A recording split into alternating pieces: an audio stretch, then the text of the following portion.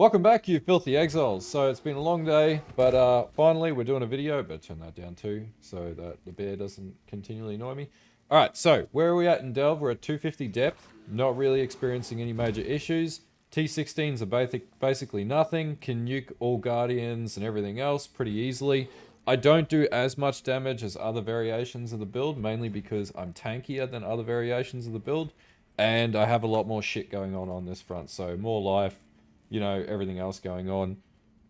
But yeah, anyway, let's talk about the PoB and whatnot. And by the way, if you're new to this, there'll be a link down in the description to part 1 and the theory crafting as well around this build.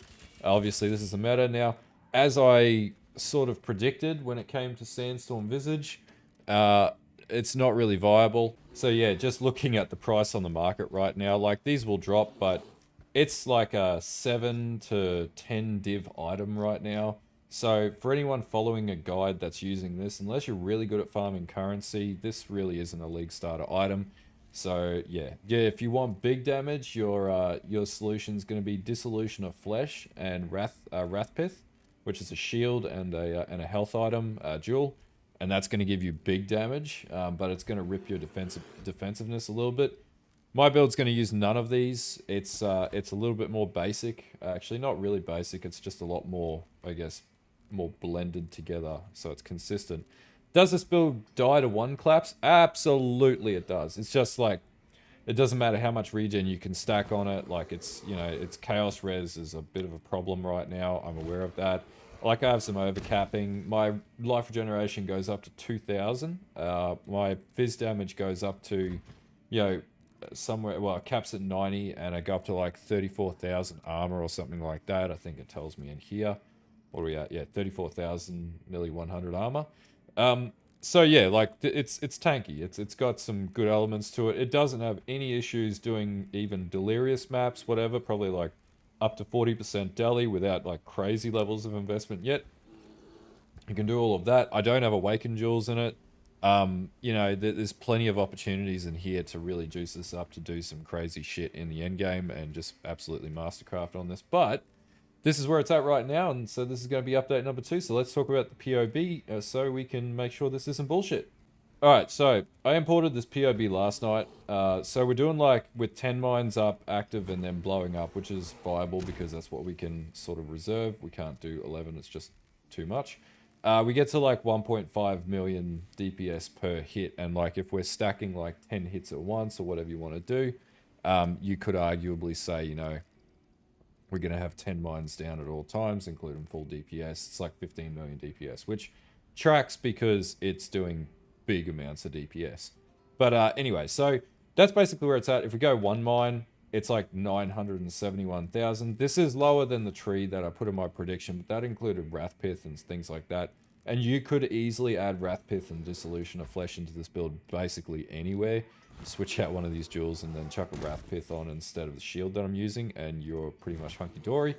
But yeah, that's basically all there is to it. So as I said, goes up to 1,891 life regeneration per second, 44% spell block, 53% attack. 44% attack block, 53% spell block, which is good in Delve, but it's not the most reliable. It's basically like a versatile combatant armor, like saboteur.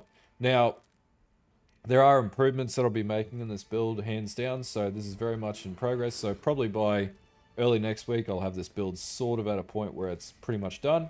But yeah, anyway, let's talk about this. So first thing, kill all bandits, if you didn't know that already. Solar Naris, Solar Tukahama, Pantheons. I have time spent stationary 1 because generally you're going to stand still when you throw mines.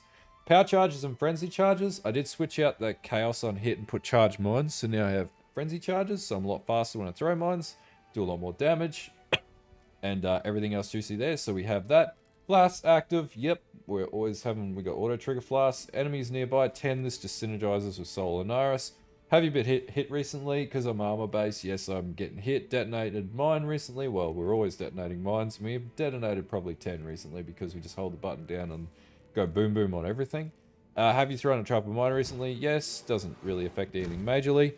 Okay, nothing changed in here. Withered stacks, so when we're bossing, we're using wither totems, so yes, and we're using multiple totems, so we have 3 wither totems, so yep, we can stack that. Enemies curse, that's how the skill works. Blind comes from the Ascendency.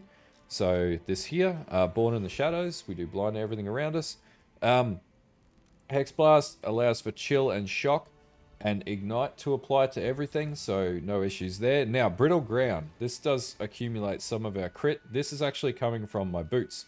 Because I use rare boots, I got a brittle roll on it, and Bob's your uncle. Really, really simple. That's where that comes from.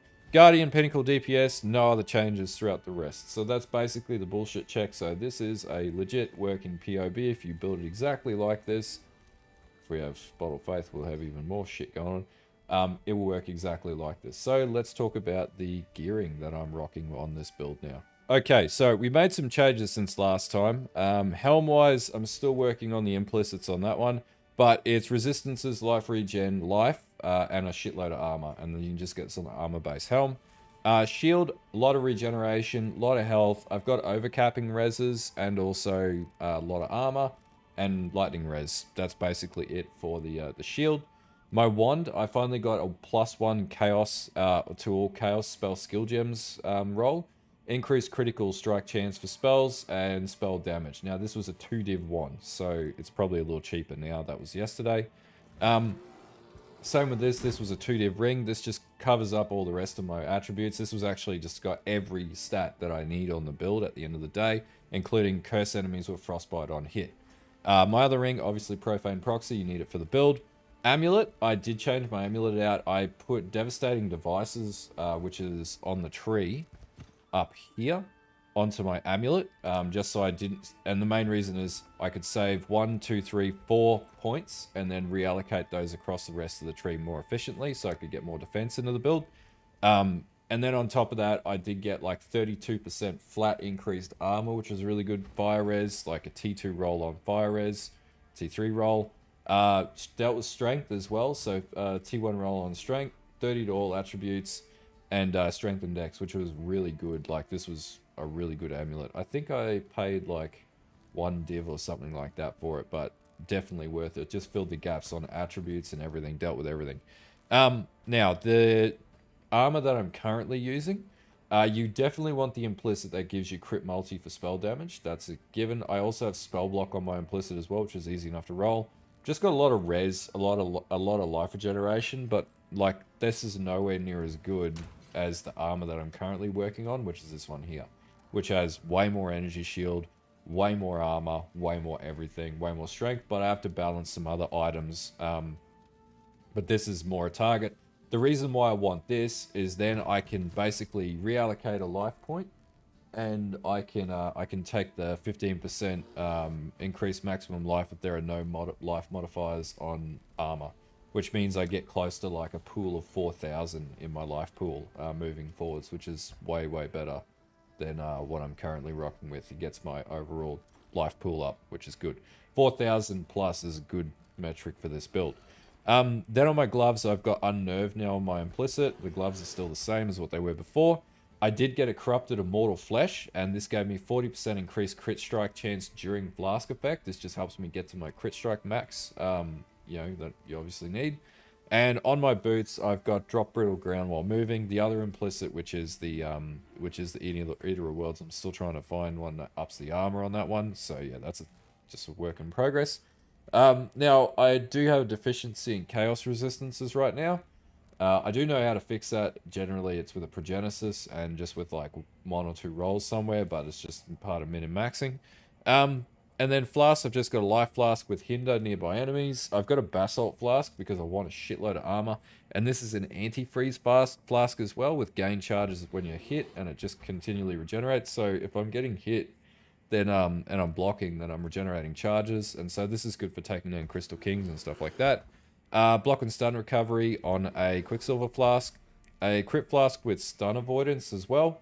So we're just dealing with all the rest of the things that can happen to slow this build down, which is why it zooms through everything. And then Rumi's Concoction to deal with enemies that slap me too hard and where I need block and gives me armor and stuff like that. That's it for gearing. Sorry, also, I have a couple of switch out flasks here. Quartz for when I delve, which I switch out my Quicksilver Flask with, and if I need more damage, I also have a Sulfur Flask here. And then I'm also working on an Amethyst Flask with antifreeze as well, which would be for bossing in particular, just to change out this Basalt Flask. But yeah, using different utility flasks to prop up different weaknesses of the build based on the content that you do is usually a pretty good way to progress your build in different areas and play different content. Okay, so gem setups. So in the helm, I'm running casted damage taken on level 8 setup, faster attacks, shield charge, and level 12 molten shell. In the shield, I'm running divine. So I got this wrong in the initial tree. It's divine blessing, not eternal blessing, zealotry, and inspiration. And I can run this, as you can see. I can run this, though. This will improve as I level up, and as I switch this out, this will improve drastically. So I can just cast it without any issues. In my wand, Tempest Shield, Determination, Summon Skitterbots. In my chest, I'm running Hexblast, Void Manipulation, Minefield Support, High Impact Mine, Increased Critical Strikes, and Charged Mines. Charged Mines was the change out from last time instead of added Chaos. Just gives you way more mobility and damage once you stack Frenzy Charges. In my gloves, Vitality and Arrogance, so we reserve a bit of life for that. And also Flame Dash. I've got a spare open socket because there's something else I want to do with a Watcher's Eye. And that'll be in, hopefully, the video over the weekend. Then in the boots, I've got Wither, multiple totems, Spell Totem Support, and Defiance Banner. And that gives me my Wither Totem setup as well. Pretty simple stuff. Okay, tree-wise. So no major changes to the tree. Pretty much the same. We did pull these points off and put this Anoint for devastating devices on my amulet, so we were able to take Doom Cast, so we get more crit into the build. Still running take 40% reduced crit damage while from hexed enemies. All the same here. I do have a Watcher's Eye that gives me block chance from having Determination, and what I eventually want is that plus 1 with Precision, which gives me crit multi, and then run a level 1 Precision gem, which will increase my damage. And then, yeah, pretty much the same up here. There's an opportunity for growth here and 2 points into here. And yeah, basically that's it. Ascendency still all the same. So obviously number 1 Explosive Experts, then Born in the Shadows, then Demolitions Expert, and Pyromaniac. And as far as Pantheon, still Soul, Lunaris, and Soul of Tukahama are the choices there. Okay, so I hope this quick guide sort of gets you on track. I'm going to continue min-maxing this now. Like, this is just cheesing through the game really easily, as you would have seen the B-roll. It's a lot of fun. Delve, it's nice and tanky. I feel really comfortable when I play Delve as well. But anyway, if you like this video, don't forget to like and sub. And until next time, have a good one, and bye.